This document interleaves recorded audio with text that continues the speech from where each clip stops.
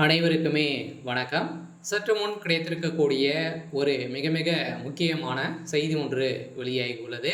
சற்று முன் திமுக தலைவர் அதிரடி கைது, தமிழகத்திற்கு வந்த துணை இராணுவம், இது மாதிரி பார்த்தீங்கன்னா செய்திகள் வெளியாயிருக்கு. இப்போ அதிரடியாக உச்சக்கட்ட கோபத்திலும் பார்த்தீங்கன்னா முதல்வர் ஸ்டாலின் அவர்கள் இருக்காரு. திமுகவே ஒரு மிகப்பெரிய பரபரப்பை ஏற்படுத்தியிருக்கு. சொல்ல பார்த்தீங்கன்னா அப்படி என்ன நடந்திருக்கு, திமுக பார்த்தீங்கன்னா என்ன நடந்திருக்கு அப்படின்னா, இப்போ சனிக்கிழமை பார்த்தீங்கன்னா அதிரடியாக திருச்சியில் விஜய் அவர்கள் பேசிய சம்பவம், அவருக்கு சேர்ந்த கூட்டத்தின் அடிப்படையில் பார்த்து திமுக இதுக்கு மேலே ஆட்சிக்கு வரத்துக்கான வாய்ப்புகளே இல்லை அப்படின்ற அளவுக்கு பார்த்தீங்கன்னா அந்த அளவுக்கு கூட்டம் சேர்ந்திருந்தது.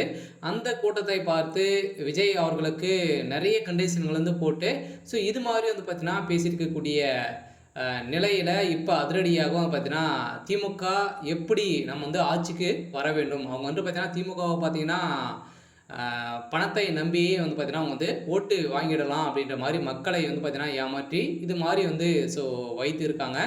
இதை ஒன்றுமே இருந்தால் போதாது அப்படின்ற ஒரே நோக்கோட பார்த்தீங்கன்னா இப்போ அதிரடியாக ஏற்கனவே நம்மளுக்கு 1000 2000 ரூபாய் ஒரு ஓட்டு கொடுக்குற விதமாக திமுக கொடுக்கும், மறைமுகமாகவே கொடுக்கும். இந்த நிலையில் இப்போ விஜய்க்கு அவர்களுக்கு வரக்கூடிய கூட்டத்தின் அடிப்படையில் பார்த்தீங்க அப்படின்னா, இப்போ ஒரு ஓட்டுக்கு 10,000 ரூபாய் விதத்தில் தரப்போகணும் அப்படின்ற மாதிரி இப்போ ரகசிய தகவல் வெளியாக இருக்கக்கூடிய நிலையில் இந்த தகவல் பார்த்தீங்கன்னா அதிரடியாக அமலாக்கத்துறைக்கு செல்ல இப்போ அதிரடியாக பார்த்தீங்கன்னா இந்த பணங்கள் அனைத்துமே எங்கே இருக்குது அப்படின்ற மாதிரி அமலாக்கத்துறை ரைடு நடத்தியிருக்காங்க. இந்த ரைடின் அடிப்படையில் தான் இப்போ அதிரடியாக திமுக தலைவர் அதிரடியாக இன்று காலை அதிரடியாக கைது செய்யப்பட்டிருக்காரு அப்படின்ற மாதிரி தகவல் வெளியாக இருக்குது. முதல்வர் ஸ்டாலின் அவர்கள் கைது செய்யப்பட்டார் அப்படின்னா தமிழகத்தில் ஒரு பரபரப்பை ஏற்படுத்தும், பெரும் ஒரு மிகப்பெரிய கலவரங்களாகவே மாறும்.